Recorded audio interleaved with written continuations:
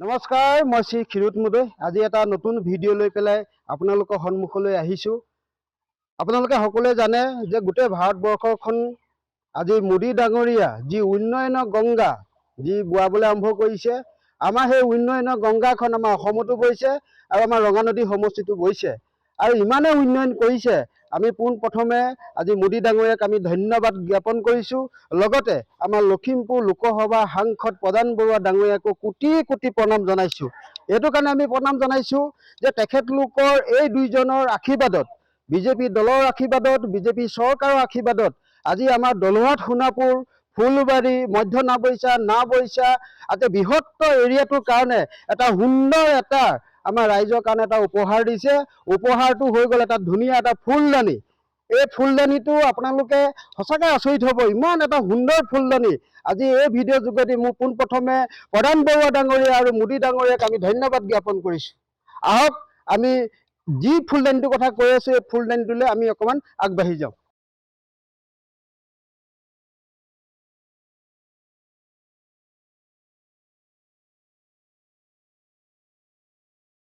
হয় ৰাইজ, আজি আপোনালোকক যিটো আমি ফুলদানিৰ কথা কৈছিলোঁ, সেই ফুলদানিটো প্ৰধান বৰুৱা ডাঙৰীয়া আৰু মোদী চৰকাৰখনে যিটো উপহাৰ দলুহাট সোণাপুৰ ৰাইজক আৰু ফুলবাৰী ৰাইজক, মধ্য নাওবৈচা ৰাইজক যিটো ফুলদানি আমাৰ উপহাৰ দিছে, সেই ফুলদানিটো হৈ গ'ল কঁঠালপুখুৰী ৰেলৱে ষ্টেচন। এই কঁঠালপুখুৰী ৰেলৱে ষ্টেচনটো ফুলবাৰী, মধ্য নাওবৈচা, পশ্চিম নাওবৈচা, ৰঙানদী, চিংৰা এই বৃহত্তৰ এৰিয়াটো এই ষ্টেচনটোৱে কভাৰ কৰি আছে। দুৰ্ভাগ্যৰ বিষয় এই যে এই কঁঠালপুখুৰী এই ৰেলৱে ষ্টেচনটোত আজি 2020 চনত এই ষ্টেচনটোত আমাৰ গুৱাহাটীলৈ যিখন ট্ৰেইন যায় লাচিত এক্সপ্ৰেছ, এই ষ্টেচনটোত ৰখাইছিলে। সেইটো সময়ত আছিলে কৰোণা সময়, আৰু সেই কৰোণা সময়ৰ পিছত যেতিয়া এই ৰেলখন যেতিয়া ইয়াত নৰখালে, তেতিয়া আমাৰ দলুহাট, চেম্বাৰ্ছ কমাৰ্চ, ফুলবাৰী সকলো ৰাইজে আহি পেলাই ইয়াত আমাৰ প্ৰতিবাদী কাৰ্যসূচী লৈছিলে। প্ৰতিবাদ কাৰ্যসূচী হোৱাৰ পিছতো আজি পৰ্যন্ত লাচিত এক্সপ্ৰেছ যিখন ট্ৰেইনে মোকং চেলেঙৰ পৰা গুৱাহাটীলৈকে যাত্ৰা কৰে আৰু আমাৰ ৰাইজ এই ষ্টেচনটোৰ পৰা যাবলৈ সুবিধা আছিলে, কিন্তু আন্দোলন ইমান কৰাৰ পিছতো আজি পৰ্যন্ত এই লাচিত এক্সপ্ৰেছখন মানে নাৰাখিলে। বিষয় এই যে আজি যদি আপোনালোকে যদি ভাবে যে কঁঠালপুখুৰী ষ্টেচনৰ পৰা যদি আপোনালোকে গুৱাহাটী যাব লগা হয়, বা ইয়াৰ পৰা যদি আমি যদি ডিব্ৰুগড়লৈ যাব লগা হয়, একদম দুৰ্ভাগ্য বিষয়, একদম সঁচাকৈ বহুত দুখ লগা এটা পৰিৱেশ। দলুহাট বজাৰৰ পৰা হাৰমতিলৈকে আমাৰ যদি ভেন এখন ভাড়া কৰি যাওঁ, আমি 600 টকা বা 700 টকা আমি ভাড়া দিব লগা হয়।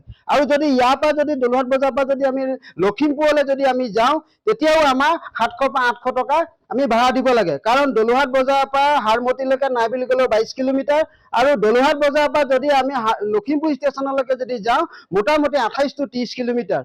এই 30 কিলোমিটাৰ আমি যদি 800-900 টকাকৈ গাড়ী ভাড়া কৰি যদি আমি যাব লগা, তাত যদি ট্ৰেইনত উঠিব লগা হয়, আপোনালোকে ভাবক যদি হাৰমতিৰ পৰা যদি আমি যদি গুৱাহাটীলৈকে যদি আমি ট্ৰেইনৰ শ্লিপাৰত যদি টিকেট কাটো, আমাৰ তাত মূল্য হৈ গ'ল 225 টকা। আৰু যদি আমি লখিমপুৰৰ পৰা যদি কাটো 230 টকা মাত্ৰ ট্ৰেইনত যাবলৈ শ্লিপাৰ টিকেটৰ পইচা।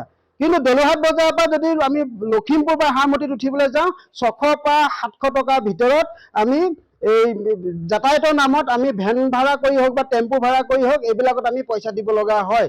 কাৰণ ইয়াৰ বৃহত্তৰ এৰিয়াটো যিহেতু আপোনালোকে গম পায় যে মেডিকেলৰ স্বাস্থ্যৰ কাৰণে বা ডক্টৰৰ ওচৰলৈ যাবৰ কাৰণে আমাৰ একদম ওচৰতে থকা হ'ল অসম মেডিকেল, ডিব্ৰুগড়ত আছে। এই ডিব্ৰুগড়লৈ যদি যাব লগা হয়, তেতিয়াহ'লে এই ট্ৰেইনখন নৰখোৱাৰ কাৰণে বহু পেচেঞ্জাৰ গৈ পেলাই হাৰমতিৰ পৰা লখিমপুৰলৈ যাব লগা হয়। ইয়াৰ বহু ষ্টুডেণ্ট আমাৰ ডিব্ৰুগড় ইউনিভাৰ্চিটি তাত শিক্ষা গ্ৰহণ কৰিবলৈ যায়।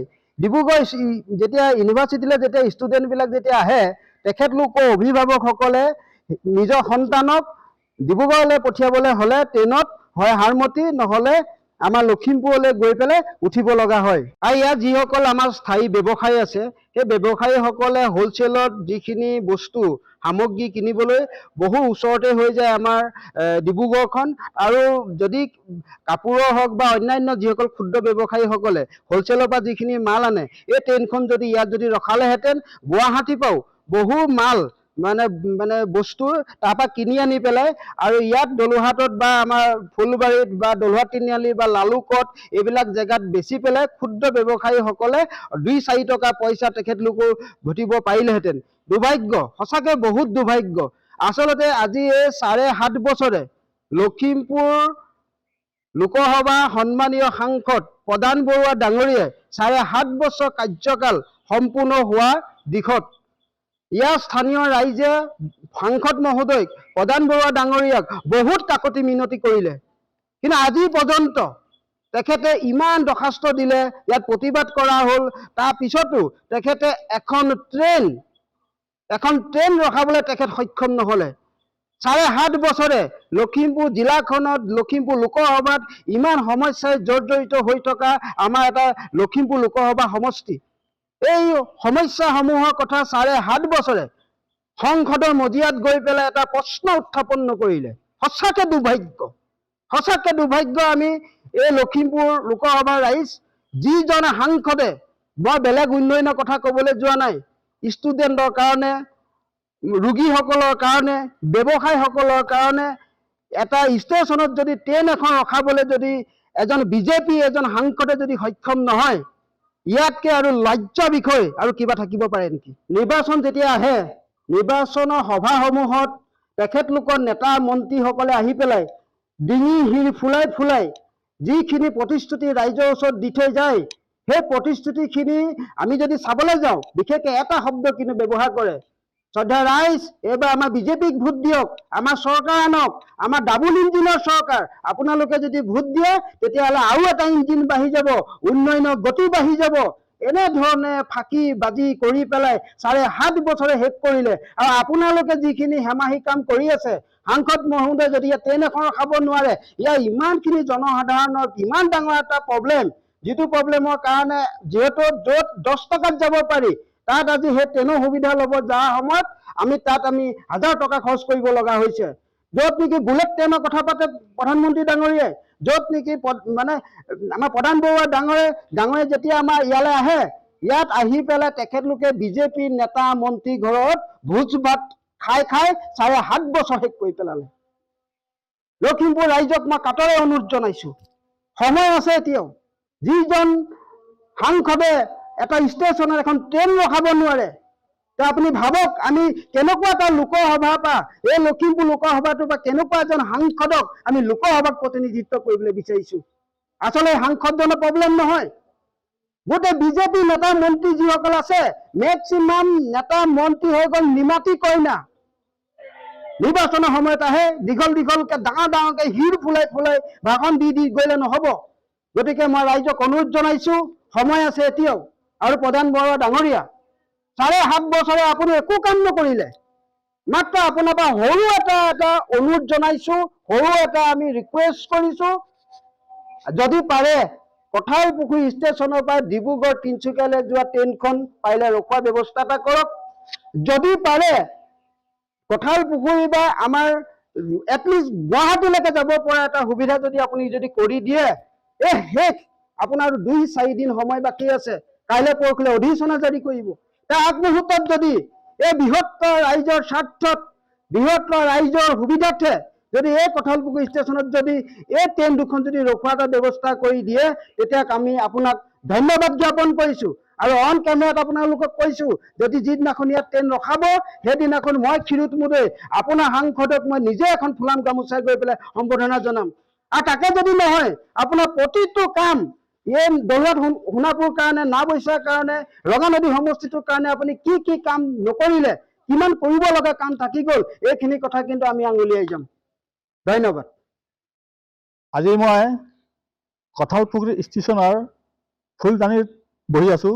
আপোনালোকে দেখিব পাইছে যে কঁঠালপুখুৰী ষ্টেচনত যিখন লাচিত এক্সপ্ৰেছ কৰোণাৰ আগত চলি আছিলে, কিন্তু কৰোণাৰ পাছত আজিলৈকে সেই ট্ৰেইনখন ৰখোৱা নহ'ল।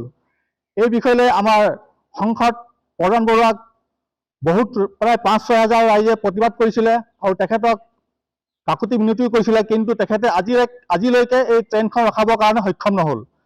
আজি তেখেতসকলে কয় যে আমি বহুত ট্ৰেইন দিছোঁ, বহুত অভাৰ ট্ৰেইন হৈ গৈছে, কিন্তু আমি জনামতে যিখন ট্ৰেইন ডেকাৰগাঁৱৰ পৰা ডিব্ৰুগড়লৈ গৈ আছিলে সেইখন ট্ৰেইনো তেখেতসকলে বন্ধ কৰিলে। আৰু আমাৰ ইয়াত লাচিত ট্ৰেইনখন ৰখাইছিলে, সেইখনো বন্ধ কৰিলে। আজি আমাৰ গোলাঘাটবাসী ৰাইজৰ কাৰণে, বিশেষকৈ বগান এখন আছে ইয়াত, বগানকে দুখীয়া ৰাইজে তেখেতসকলে যদি ডিব্ৰুগড় বা গুৱাহাটীলৈ যাবলগীয়া হয়, তেতিয়াহ'লে তেওঁলোকে হাৰমতিত 700-800 টকা ভৰি গাড়ী ভাড়া দি তেওঁলোকে তালৈ যাবলৈ হয়। মই নিজে এই ক্ষেত্ৰত ভুক্তভোগী। মই বহুত ষ্টুডেণ্টক ইয়াৰ পৰা মোৰ নিজৰ বাইকত হাৰমতিলৈ লৈ গৈছোঁ, লখিমপুৰলৈ লৈ গৈছোঁ। কাৰণ তেওঁলোকে ইয়াত টিকেট পায়ো তেওঁলোকে ইয়াত ট্ৰেইনত উঠিব নোৱাৰে, কাৰণ সেইখন ট্ৰেইন নৰখায় ইয়াত। গতিকে এই গোলাঘাট সোণাপুৰ অঞ্চলটো বিশেষকৈ 70% মানুহে দুখীয়া, দৰিদ্ৰসীমা ৰেখাৰ তলৰ মানুহ। এই ঠাইৰ মানুহখিনিক কিয় আমাৰ আজি সংসদ প্ৰধানমন্ত্ৰীয়ে কিয় শাস্তি দি আছে? আৰু আজি তেখেতে জিকাৰ পাছত তেওঁ প্ৰতিশ্ৰুতি দিছিলে যে মই সম্পূৰ্ণ ৰাইজৰ সহায় কৰিম বুলি, কিন্তু এতিয়া পুনৰ আকৌ যে তেখেতসকলে ভোট আহিব, ইলেকশ্যন আহিব, তেওঁলোকে ডাংকোপ মৰা কথা ক'বলৈ আৰম্ভ কৰিব। কিন্তু এতিয়া এইবাৰ ৰাইজে যদি এই ভোটৰ সময়ত আহি তেওঁলোকে এই কথাখিনি ক'ব যায়, তেতিয়া কিন্তু গোলাঘাট সোণাপুৰ ৰাইজে, নাওবৈচা ৰাইজে তেখেতসকলক পৌৰসভা দিব, এইটো খাটাং।